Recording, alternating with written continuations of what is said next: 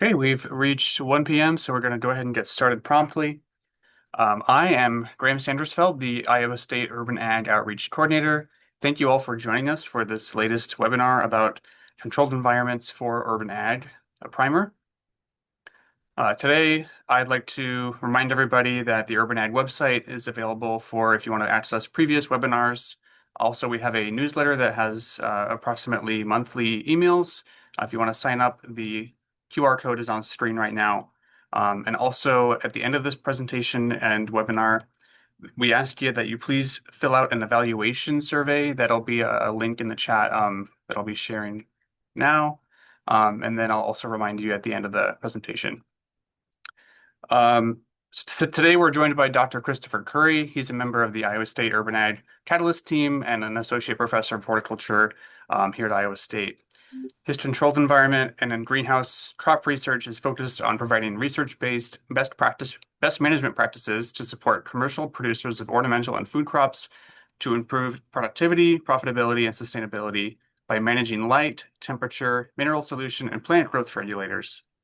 His scholarship spans across all three areas of his appointment. In his scholarship in teaching and learning, he strives to identify effective methods to increase student confidence and success in greenhouse crop production and increase student understanding of timely and important issues related to greenhouse crop production, such as local food security and native plant production. A Q&A session will follow Dr. Curry's approximately 45-minute presentation. And to use the Q&A feature, please click on the Q&A button in your Zoom window. Chat is disabled, so you only will be able to submit questions. And at the end of the presentation, I will go over questions. So please hold your questions until the presentation is finished. We'll try to get through as many as we can. And without further ado, I will stop sharing and let Dr. Curry share his screen. Does that look right from your end? Yep, looks good. Excellent. Well, thank you for that introduction. It was very kind. I did not give Graham all that stuff to say. Maybe Dr. Dellett did, or he got it off the website. But I appreciate that. He could have just said he's the guy downstairs in his basement office right now. I hope you're all staying warm. That's one of the benefits of having a greenhouse is you get to step in the winter and it feels pretty nice. So today I've been invited here to talk about controlled environments for urban agriculture and sort of provide a primer. So I've tried to provide sort of a 40,000 foot view of what it's like to participate in controlled environment agriculture. So when I say what is controlled environment agriculture, I'd be curious to know what you've got on your mind.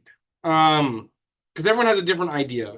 So I wanted to start out by explaining or sort of defining what I see controlled environment ag as.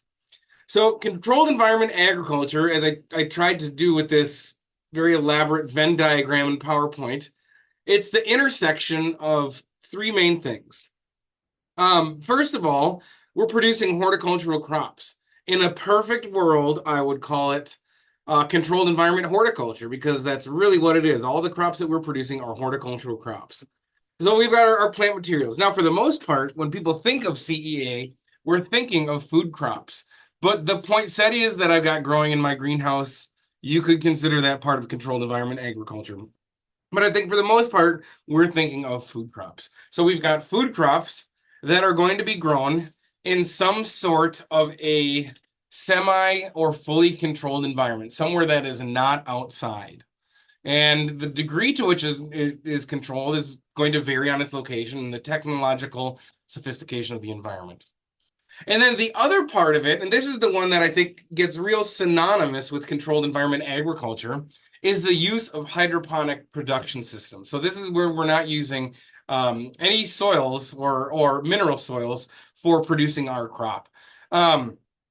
Again, most hydroponic systems will be used in a controlled environment, but they're not always going to be used in a controlled environment. You'd be surprised at the number of outdoor hydroponic operations exist, particularly in places like Australia. So when I look at CEA, when I'm talking about CEA, especially when I'm talking about CEA today, I'm going to be talking about growing horticultural food crops in hydroponic production systems in a controlled environment. So I just wanted to get on the same page there.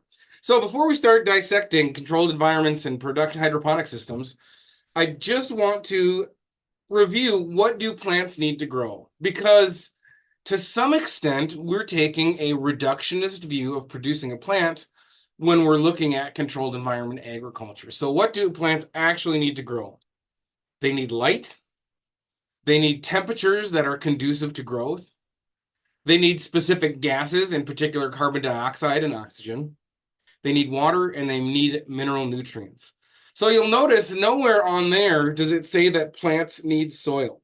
And I don't want to come in here and sound like a heretic, but plants do not need soil.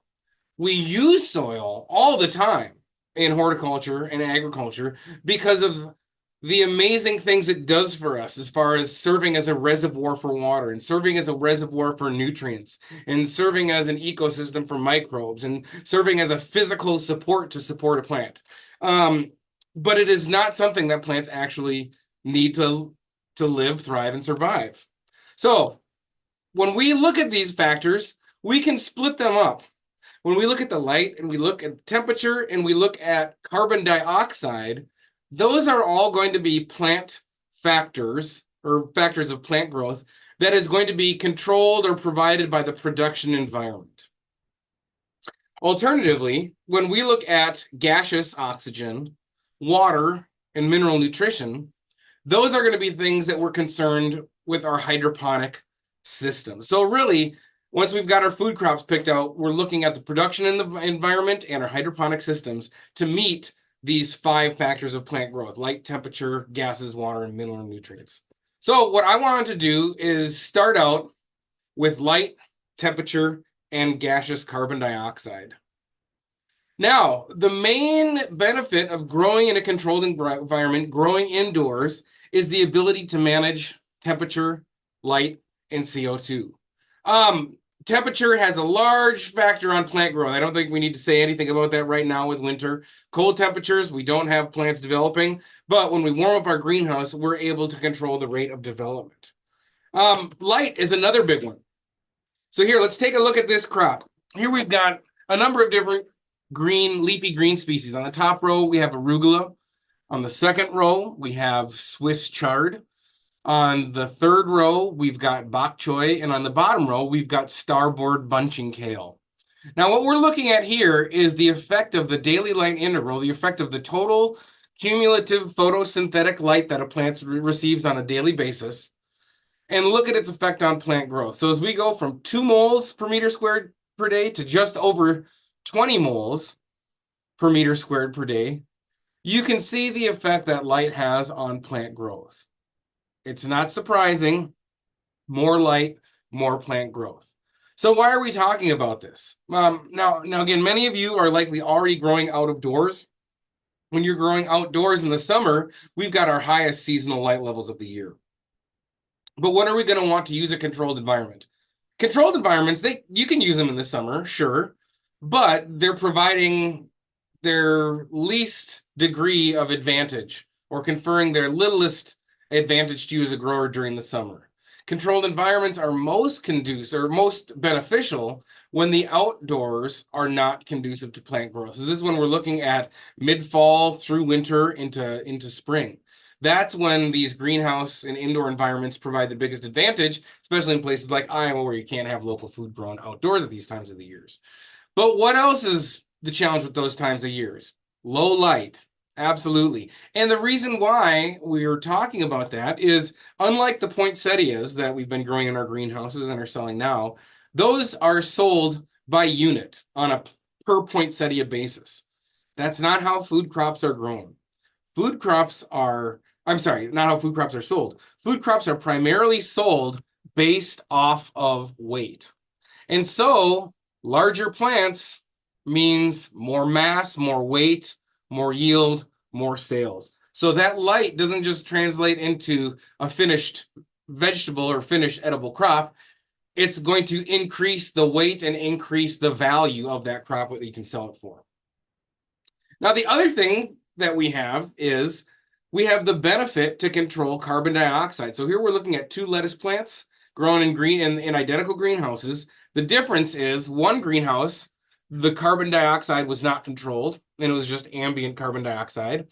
And then the other greenhouse, the carbon dioxide was maintained at 500 parts per million, just a hair over what ambient carbon dioxide levels are. Now, you can look at those two plants and you can clearly see a difference that carbon dioxide appreciably changed the growth of that lettuce. But again, think about what I just said. We're selling these plants based on weight. So look at that graph in the middle.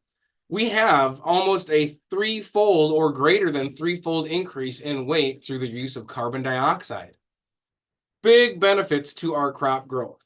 Now, just in case someone out there is thinking about the carbon footprint and concerned, something that I'm not telling you about this study is that because that carbon dioxide crop grew more quickly, the greenhouse temperature was actually cooler, and so it was actually growing at a colder temperature, and the carbon footprint was actually less by heating less and adding carbon dioxide. So please don't initially react to using supplemental carbon dioxide as something that's going to exacerbate the greenhouse gas problem that we've got. Rather, we can use the enhanced growth rate of crops with carbon dioxide to minimize other energy inputs. So when we're thinking about our production environment, we can broadly classify them into one of three categories: outdoor, greenhouse, and indoor. They're all going to have different attributes. So I know that we're here to talk about controlled environments, but I'd be remiss if I didn't mention outdoor growing environments because there are people that do grow hydroponically outdoors. Again, this is going to be the least popular method of using hydroponic systems. Usually we're always taking these hydroponic systems and using them in some sort of a controlled environment because we're investing a lot in the production system. We want to be able to maximize our return by growing in a controlled environment and producing crops all year long to pay back on that system. So the next most popular, or I should say the most popular growing environment, is going to be in a greenhouse. This is a picture from Bleiswijk in the Netherlands. This is the most, again, greenhouses are the most widely used controlled environment to grow food crops. If you look in this greenhouse, you can see that the planting density is very dense. Why is that? Again, trying to grow as many crops in that controlled environment that we're heating, that we're lighting, that we paid for to grow it. In fact, there are no aisles in this greenhouse. So in the greenhouse, temperature is controllable, absolutely. But heating the greenhouse is going to be one of the largest costs because of the energy that is lost out of our greenhouse. Well, why don't we insulate our greenhouses more? Usually what happens is that ends up reducing the light intensity. And one of the big benefits about a greenhouse is and I'm using this air quotes, free sun. That's the primary benefit. It takes a lot of energy to create photons, and when we turn photons into food, using free sunlight is going to be very advantageous. This is going to be compared to completely indoor environments where we have to purchase lights for all of the light in our crop. Now, the other thing that I mentioned is in a controlled environment during the winter, I should add, we can manage CO2, and we can either do that by supplementing CO2 coming from a burner, or we can use liquid or compressed carbon dioxide gas and inject that into our greenhouse. So I mentioned a lot about controlling the light, the temperature, and the gas inside of a greenhouse, but we have another benefit compared to outside.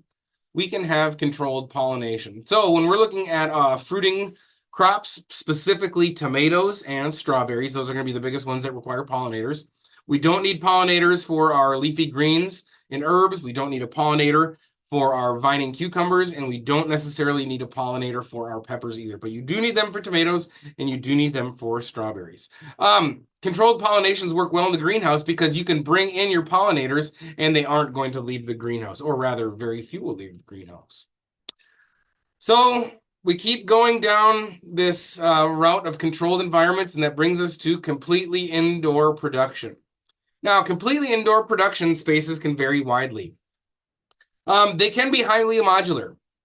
I would assume that many of you have heard of something called a freight farm or a container farm. And freight farm is a company, but it's also what people will call these container farms, where you're taking a shipping container and you're turning it into a place where you can grow produce. They're really attractive, especially for schools, educational components. One challenge, though, that these can have is if you plan on continuing to scale up, these don't necessarily scale well because you don't get any added efficiencies as you increase their number.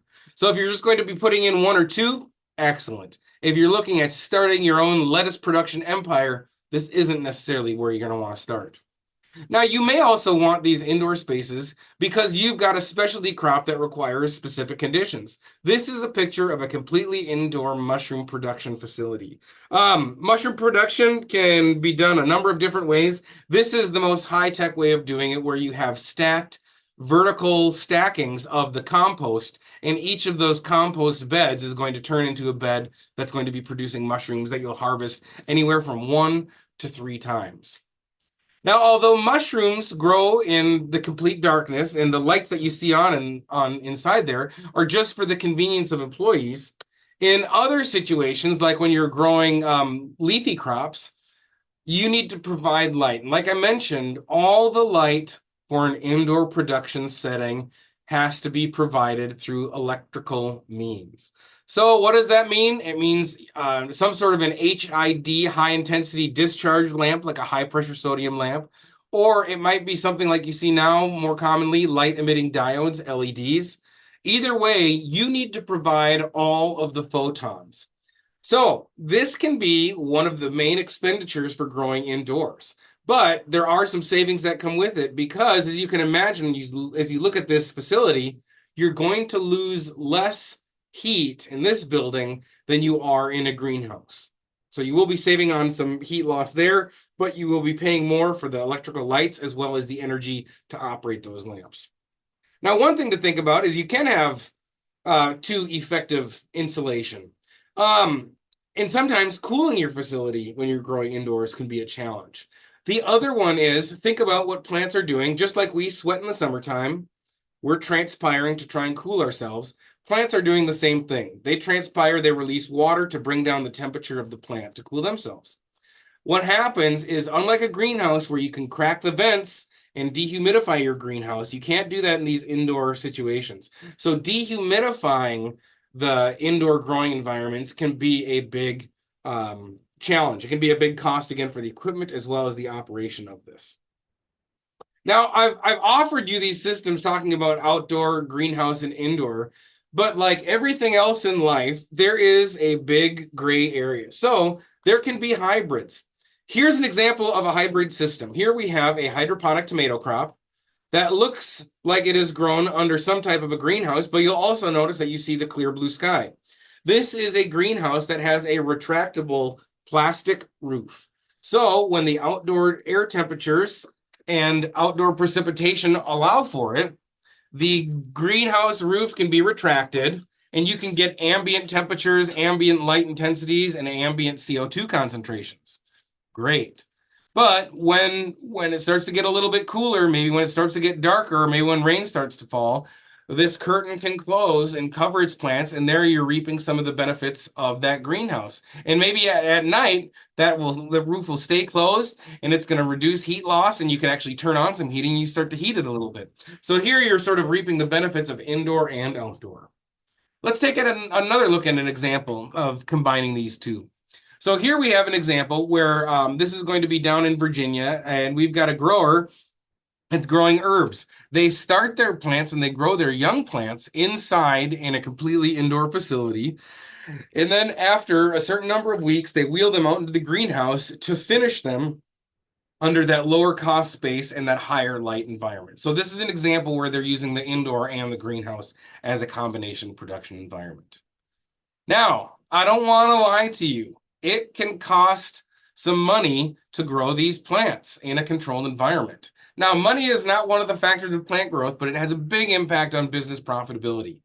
We have to consider those upfront capital investments for our different production environments, as well as operating these different production environments. That's going to be really important to consider.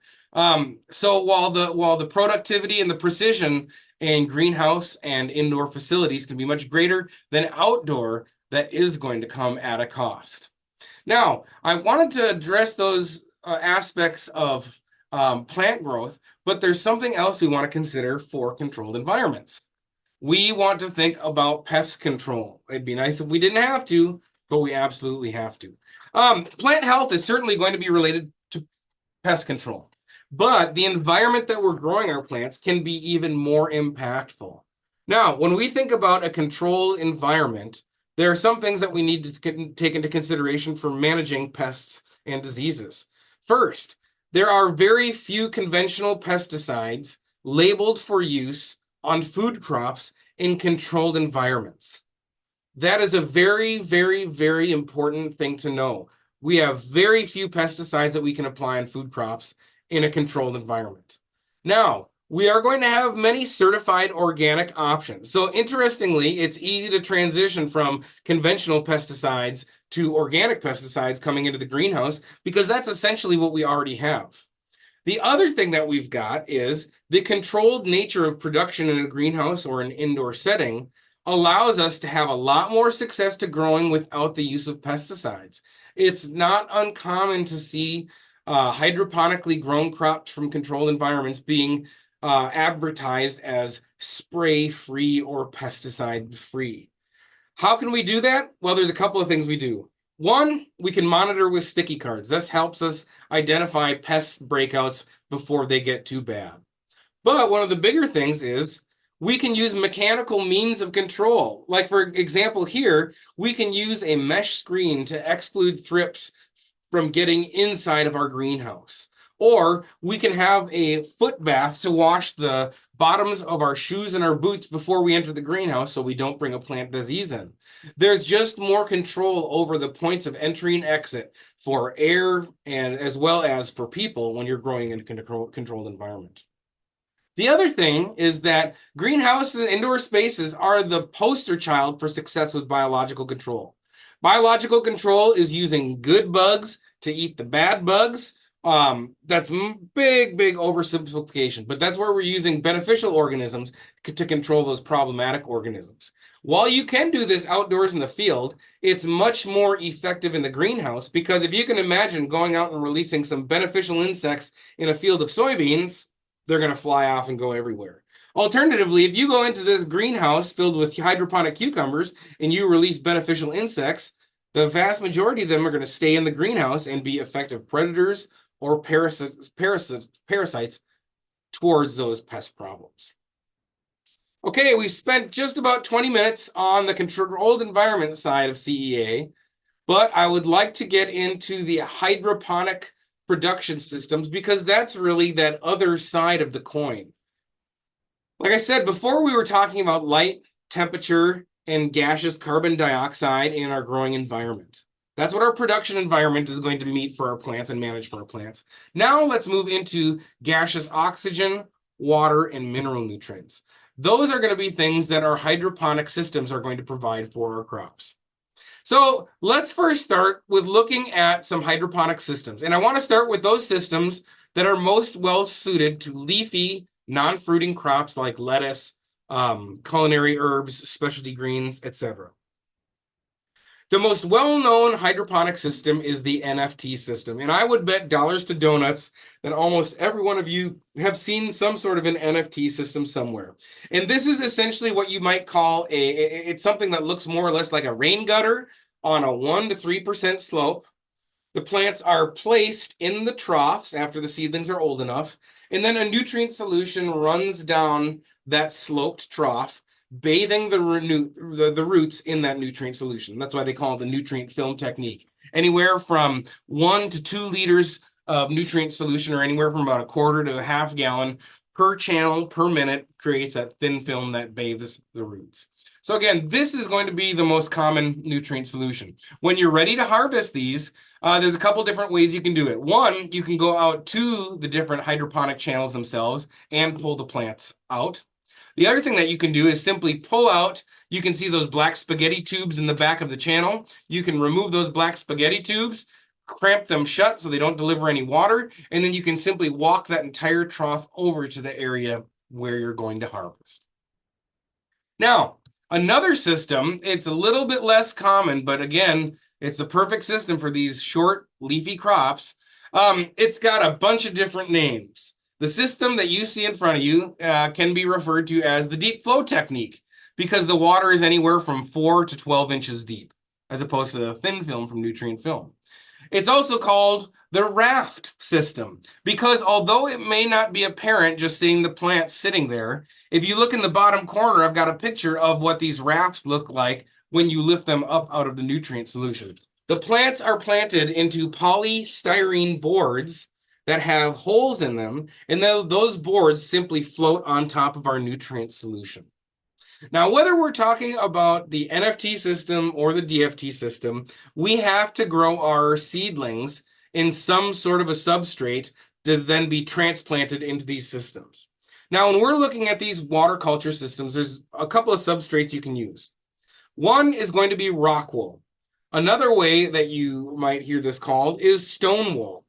If you haven't seen it before, the best way that I can describe it is geological cotton candy or rock cotton candy. You take a basalt rock, you heat it up until it's liquefied, and then you basically spin it very, very similar to how you would make cotton candy when you heat up and melt sugar and then spin it into those little floss strands. That's the same thing with rock wool as you're creating thin strands of that rock material. And then those thin strands are packed together. Again, this is going to be very similar to the insulation rolls that you've used before. It's just going to be packed at a little bit different density for these crops. So rock wool is one way that we can grow our seedlings. Another thing that we can use is something called phenolic foam. Now, before you start saying phenolic foam, what's that? Think about a flower arrangement that you've maybe got sometime. If you think about what is called florist's foam, and that's the green foam that holds water that you stick your stems to, that's the exact same thing as this phenolic foam. So this is essentially floral foam. It just comes in different shapes with slightly different properties, but it's the same material. The same manufacturer will make both phenolic foam cubes for hydroponics as well as floral foam for the flower industry. So this can be another option. But rock wool and phenolic foam are both inorganic materials. And I'm not talking USDA certified capital O organic, I'm talking about the carbon containing. So the other thing that can be used are stabilized coir or peat substrates. And what do I mean by stabilized? Well, if you look at these examples of these pellets, they've got a paper or cloth wrapper on the outside. That's holding that loose coconut coir or that loose ground sphagnum peat moss and stopping it from sloughing off into the nutrient solution and ends up clogging our hydroponic systems, all the pipes that we've got. So those are the two systems that are going to be most commonly used for growing leafy crops.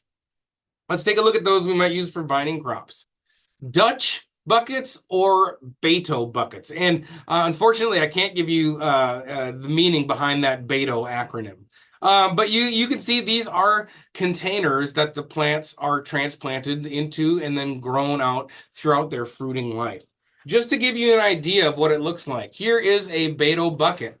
And you'll notice that interesting shape of the Beto bucket. It's meant to be set on top of a PVC pipe, and that's what's going to carry away our excess leachate or our excess nutrient solution.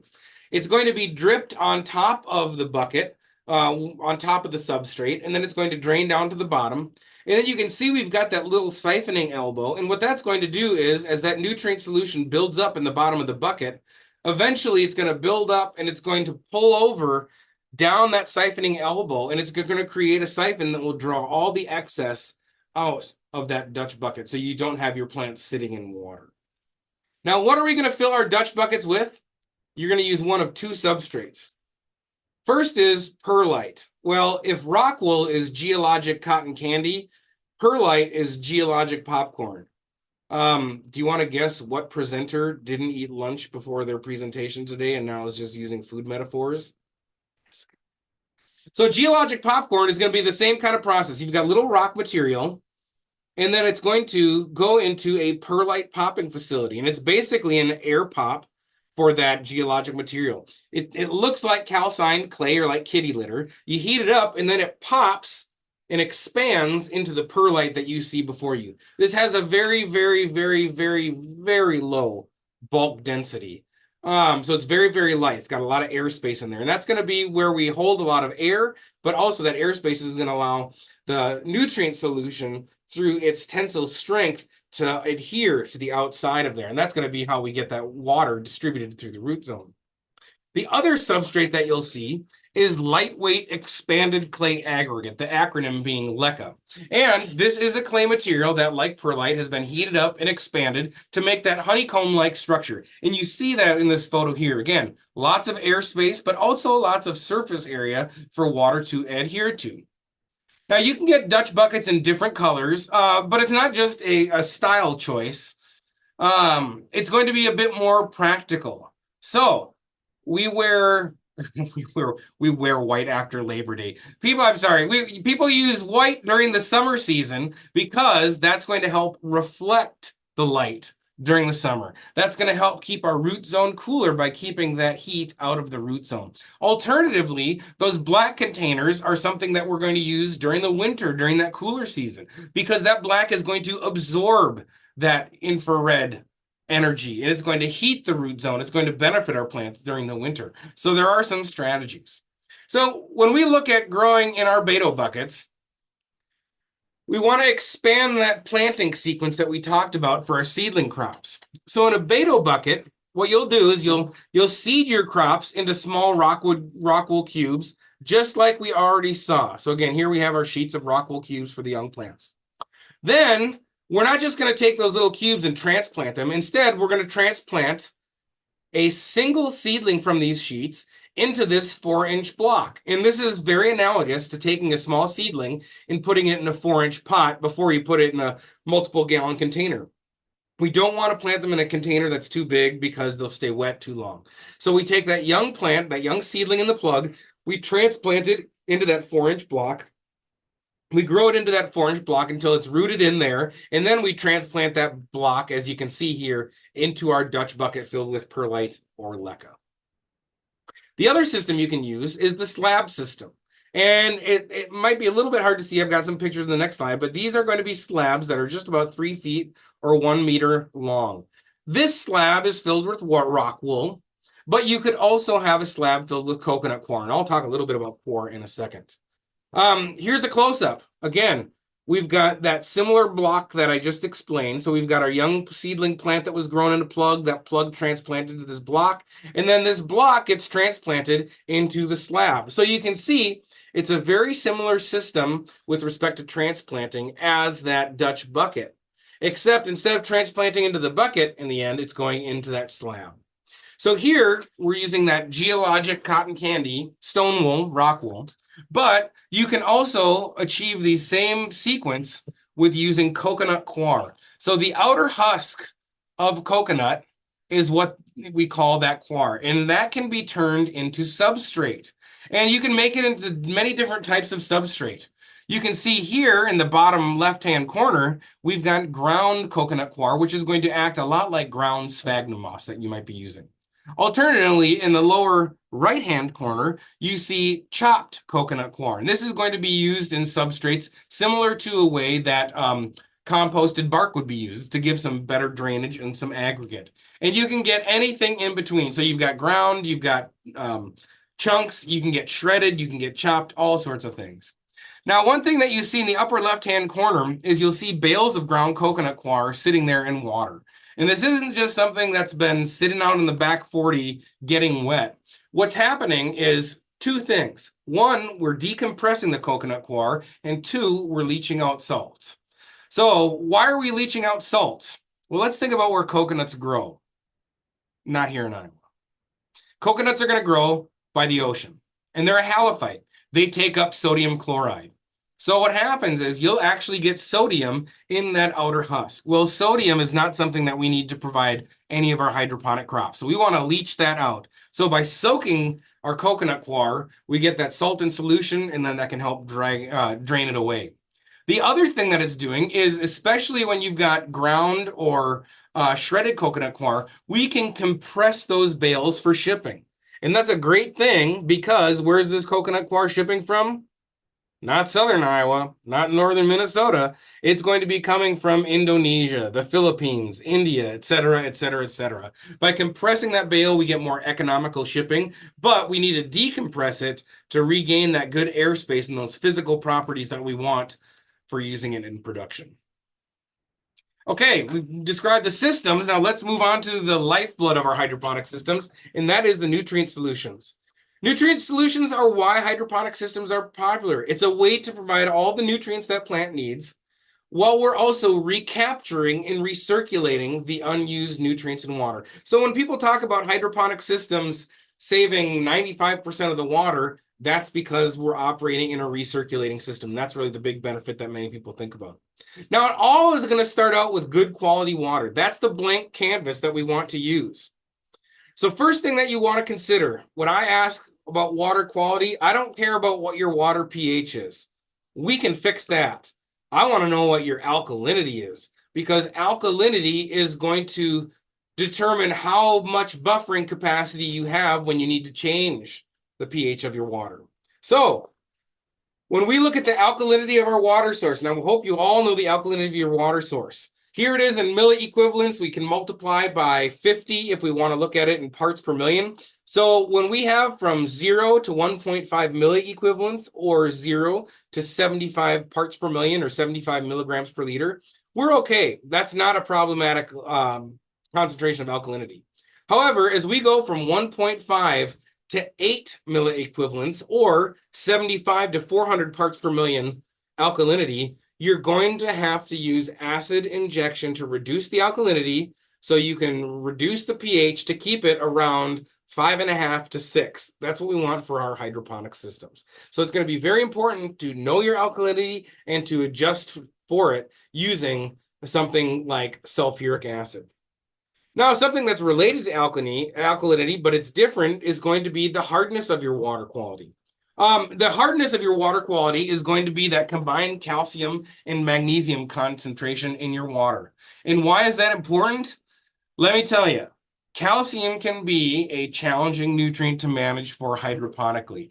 In lettuce, we can get tip burn from hydroponic solutions being insufficient with calcium, or excessive in magnesium, because remember, calcium and magnesium have an antagonistic relationship. We want about 3 to 5 parts per million calcium for every 1 part magnesium, because they're both going to be divalent cations that are taken up through bulk flow. We have too much magnesium, we won't get calcium uptake. The same is true vice versa. If we have too much calcium uptake, we won't get magnesium uptake. And before you say no crop needs magnesium, you haven't grown hydroponic basil yet. That has a very high magnesium requirement. So you want to understand the quality of your water, specifically, again, that alkalinity, or hardness, and any sort of dissolved salts that might be in there, and what sort of an electrical conductivity you're starting with. So once we've got our water, it is time to add our nutrients. So what I've got here is a picture of a typical nutrient solution management board in a hydroponic operation. And what we've got is we've got a controller, we've got some peristaltic pumps, and then we've got some concentrated acids and nutrient solutions. So if we look a little bit closer at this controller, you'll see that we've got some different set points. So we've got a required EC of 1.7 millisiemens per centimeter, and the actual is 1.7. So we're good to go. If the EC had fallen below 1.7, let's say it was 1.5 or 1.6, we would dose out some concentrated fertilizer to increase that. Here we see our target nutrient solution temperature is 68. It's at 71. This is going to be when a chiller may turn on to chill that water source, or if it were below 68, a heater might turn on to heat that water source. And then finally at the bottom, you can see our target pH, 5.6, our actual pH, 5.8. So this is going to be dosing sulfuric acid until that pH drops to 5.6. And these are the pumps that are controlled by this doser. So the controller, when it senses that the pH is too high, it'll turn on the pump and it will start pumping out that sulfuric acid. Or if, let's say, the electrical conductivity drops to 1.6 from 1.7, it will dose fertilizers out from our A and our B tanks. So in these A and B tanks, we have concentrated fertilizer solution. And what happens is, as that water passes through our fertilizer injection, one tank is going to dose in that A solution, and one injector is going to dose in that concentrated B solution. So why do we have an A tank and a B tank? Is it just because I want to make it complicated for you? No. We have an A tank and a B tank because we're trying to avoid the precipitation of calcium. Again, I want to stress the importance of calcium as a nutrient in hydroponic systems. I mentioned tip burn. It's also going to be the cause of blossom end rot on tomatoes and peppers, and potentially even cucumbers as well. So it's a very important nutrient. Well, what happens is when we're making those concentrated fertilizer solutions, if we mix all our fertilizer together, calcium in a high concentration and sulfur in a high concentration are going to create calcium sulfate or gypsum, and that's going to precipitate out of solution. And then when we go and inject our fertilizer, it won't be providing that calcium or the sulfur. So we have an A tank and a B tank, and we put two different fertilizers in those different tanks. So really, any A tank or B tank, it doesn't matter. One of these could be B and the other could be A. But in one of the tank, we want to have our phosphorus and our sulfates. Usually, that's going to be a fertilizer that's going to be 5, 12, 26. And that's got everything that we need except for the calcium. But again, we're trying to keep the phosphorus as well as the sulfate separate. All the sulfates are going to be things like our micronutrients and our magnesium. Those are all going to come in a sulfate form. We want those in our A tank. Now, our B tank is going to be where we have our calcium. That is traditionally going to be 1500, which is going to be calcium nitrate. So in one tank, we're segregating our phosphorus and sulfates from the calcium in the other tank. What that means in the calcium tank, you've got calcium and nitrate from the calcium and nitrate from using calcium nitrate. In your other tank, you're going to have everything else. So now, when we talk about managing hydroponic fertilizers, I want to specifically talk about growing as a USDA certified organic grower. Is it possible to grow USDA certified organic as a hydroponic controlled environment grower? Absolutely, you can. Absolutely, you can. Now, one thing I want to say is there is a substantial anti-organic hydroponic contingency. Many people believe that organic is all about the soil, and by removing the soil from a hydroponic system, it's no longer in the spirit of what organic means. I'm not going to weigh in on that, but it is the reality of what you see in the organic community. The other thing that you're up against is the availability and cost of organic fertilizers. Now, when we move into the greenhouse to grow in a controlled environment, it's actually pretty easy to transition to organic because we don't have to wait for that 3-year certification period. It's going to be great for pest management because we're practically already managing organically already using biological organisms, beneficial insects, and certified organic pesticides because those are some of the few things you can use in a greenhouse. But the availability of certified organic fertilizers and the cost of organic fertilizers is going to be where you're going to have a challenge being a certified organic grower. So what do people do? For the most part, people aren't doing USDA certified organic. Instead, they're advertising their crop as spray-free or pesticide-free. That's a way that I think people can capitalize on the nature of controlled environment agriculture and people's relationship to, say, pesticides. But it doesn't get back to the organic nutrients themselves. Now, I mentioned water and I mentioned nutrients. Let's not forget about oxygen. In hydroponic systems, especially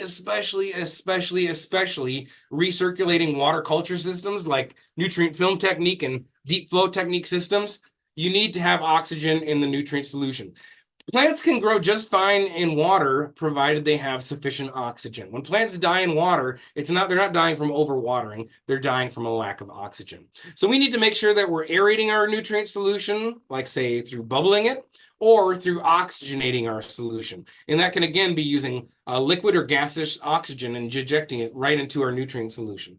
But don't underestimate the impact of low oxygen on productivity. So you can just see here, aerated versus non-aerated nutrient solutions for tatsoi is going to have a huge impact on crop growth. And because our crops are sold by weight, the profitability and yields.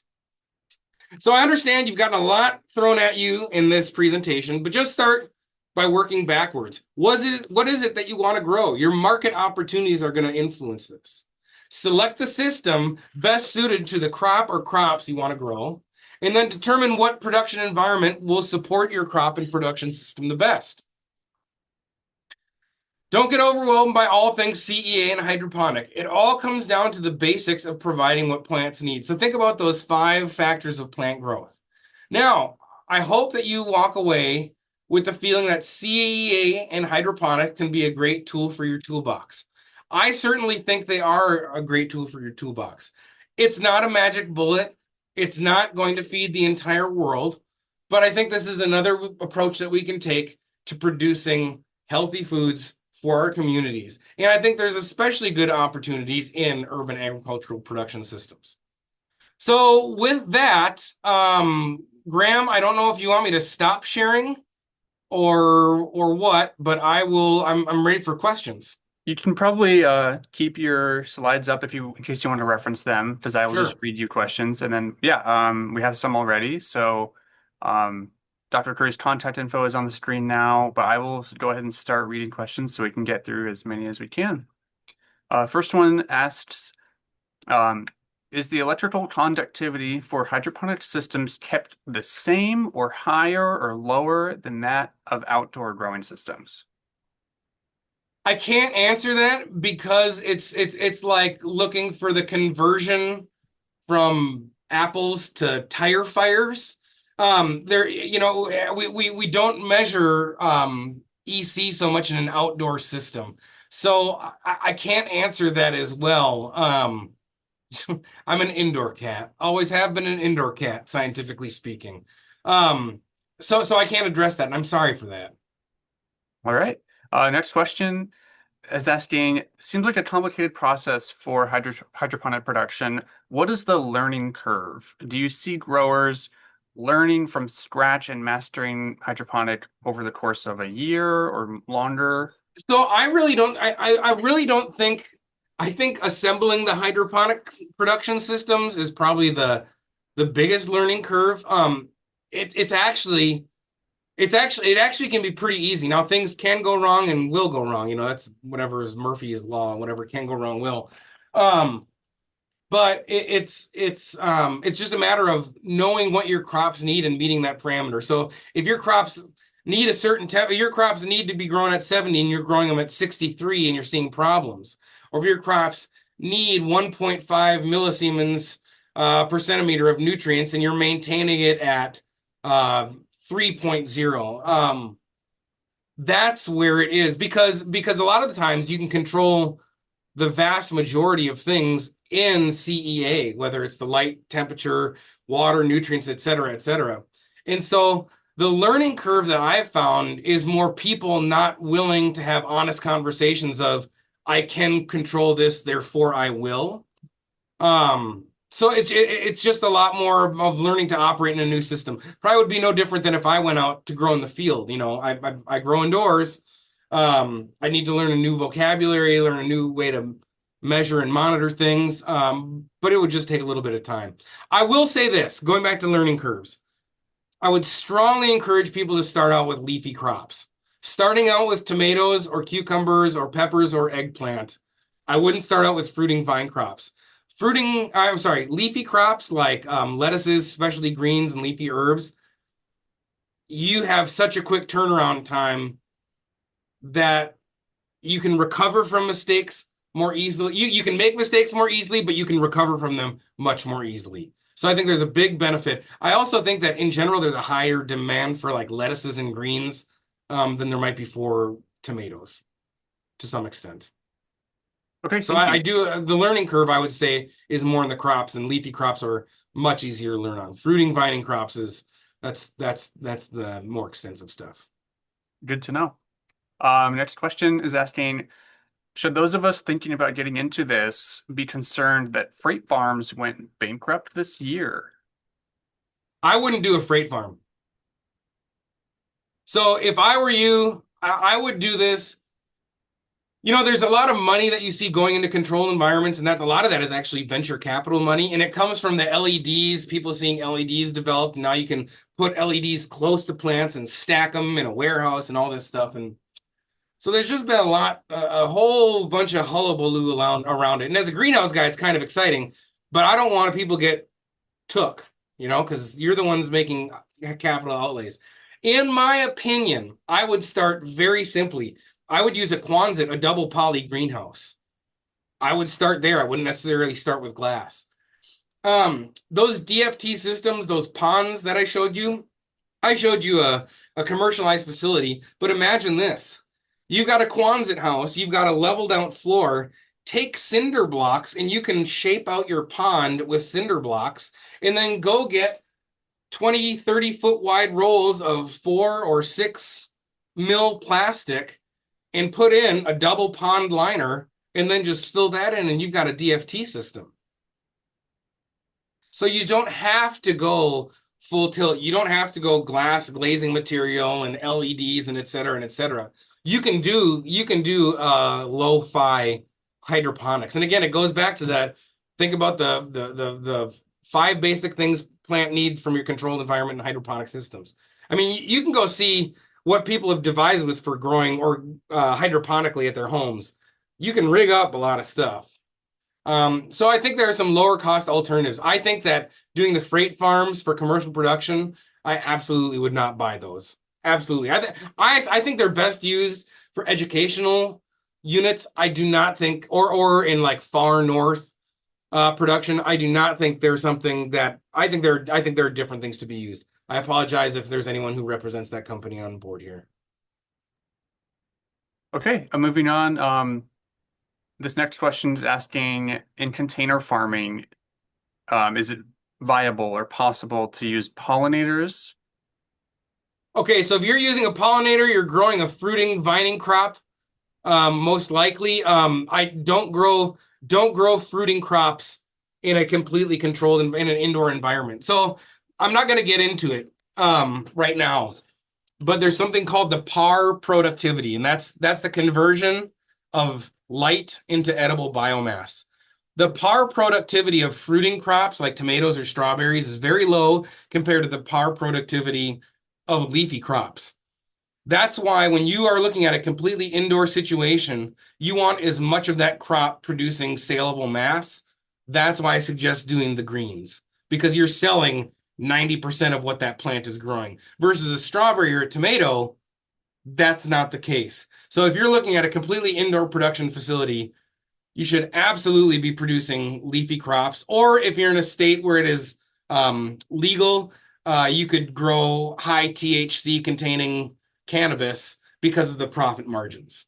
But don't try to grow a fruiting crop like strawberries or tomatoes in a completely indoor environment because the light that you have to provide and the saleable produce from the light that you provide, it's not going to work out well. There's an excellent TED Talk called From Photons to Food by a scientist by the name of Bruce Bugbee from Utah State. And he actually walks through those calculations in a much more detailed manner than I have here.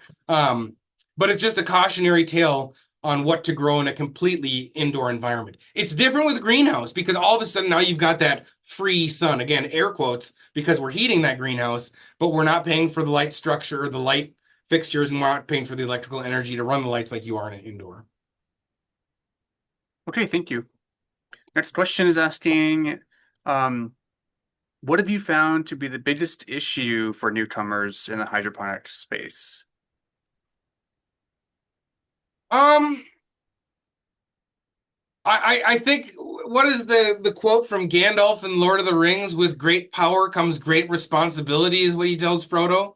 And in my personal life, I like to go out in the woods with a tent and just be out. But at work, I work in a controlled environment, and there's a lot of things to control. So realize that you've got a tool and you should be using it fully. So I think where I see people fail is they've got the tool, they don't know how to use it, or they're not using it necessarily appropriately or to meet the crop needs. That's probably what I think is the biggest difference. You have people who will keep their greenhouses cold because they don't want to pay a big heating bill. Well, that makes sense because to heat a greenhouse that's cold versus to heat a greenhouse that's warm, when we compare them on a day by day basis, it's going to be much cheaper to heat the cool greenhouse.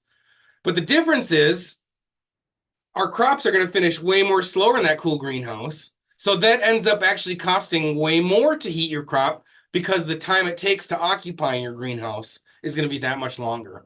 So I just think you know, I think it's understanding that you're moving into a controlled environment in a hydroponic system and putting in effort to learn about all the things you can change and how you can change them. Thank you. Next question is asking, how often should you clean the system? Or just maybe talk a little about Yep. hygiene and So cleaning. there's a couple of different ways you can approach that. So you can do it continually at a base level. So like let's say for the styrofoam rafts on DFT or for a Dutch bucket between crops or for an NFT between harvests, you can clean out the NFT channel. You can clean out the raft. You clean out the Dutch bucket. But there are also things that you want to do, like your nutrient solution. You want to maybe use some peracids, or you can use like UV or ozone to try and reduce the pathogen loads in our water. Um, but being clean and being diligent about that, it's that sort of an ounce of prevention is worth a pound of cure thing. I think it's better to have more frequent and much less intense interventions because I talk about grow greenhouses. They're great. I love them and everything, and I do. It's true. But what happens is when you have a human pathogen outbreak, when you have a pest, an insect pest outbreak, or you have a plant disease outbreak, that same climate that we're creating to make our crops grow so well is also going to cause those things to multiply rapidly too. And so we can avoid problems very well because of all the control we had, but problems can also get out of control very quickly because of the environment that we've got. So by staying on top of it, you're avoiding those bigger problems. Thank you. Next person is asking, can you provide the equipment controller manufacturer for the A and B tank controller, and will a There copy of the webinar get sent out? I will say there will be a copy of the webinar available at the Urban Ag website. there are multiple, those controllers are made by multiple manufacturers. I think Hanna Instruments has one, Blue Lab has one, Auto Grow has one. There's going to be, if you put pH and EC controller, there's going to be numerous manufacturers that make the same thing because it's ultimately a sensor measuring the pH and EC, something displaying it, and then that's also controlling the pumps that will then dose out the fertilizer and the acid or base. Okay. Um, I'll skip one that was sort of answered already. Someone's asking, what are safe levels for CO2 in a house for hydroponics in an unsealed environment? They're Oh, doing I think hydroponics you in a want to keep it. house. I think you want to keep it below 5,000 part per million. You're usually not going to see. You're usually not going to have problems with that. Traditionally, we're only supplementing up to 1,000 parts per million. That is safe for people. Okay. A few more here. From your observations or experience, how long does it take for a smaller hydroponic system to pay itself off from selling leafy greens to farmers markets, CSAs, or wholesalers? I wouldn't be able to answer that, unfortunately. There are a lot of variables that go into that, and I just don't have that kind of data, and I would be remiss if I acted like I did.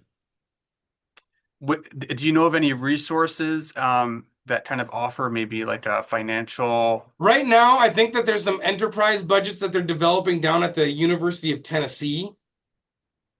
Okay. What I would say is this: don't go out and build a greenhouse just to have hydroponics. But if you have, say, like a Quonset house that you use to grow your starts, it might be something you could think about doing in the winter to try and supplement. Okay. We'll do one more here. If you are growing in a greenhouse and the greenhouse is attached to a shed, which side of the building should the greenhouse be built in eastern Iowa?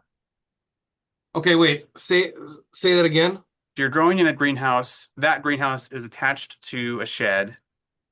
Which side of the shed, I suppose, should the greenhouse be built on? Um, you could probably do south. You could probably do south. You just got to watch it. If you're growing anything in the summer, be real careful. Okay. Well, that takes us right up to the end of our time here. If you have follow-up questions for me or Dr. Curry, you can find our information on the UrbanAg website. I'll repost the links I shared at the beginning of the hour. Um, please take note of the evaluation survey. If you've still here, please click on the survey for the evaluation. That link will help us improve our future webinars and programming if you fill it out, and you'll be providing very valuable feedback. One Um, thing I would be remiss if I didn't shamelessly self-promote is the 24th of June, 2006, the first annual Midwest CEA short course will be held at Ryman Gardens. So I can announce this, and maybe Graham would be willing to send an announcement a little bit later yeah, this winter or early spring when everything is made official. But we do a greenhouse short course that's focused on ornamentals, but we're starting a CEA short course for food crop production. And again, that's going to be Wednesday, June 24th, 2026. great information. Thank you very much, Dr. Curry. This webinar will be available on the UrbanAg webinars page within the coming days, so stay posted, and thanks for joining. Have a great day.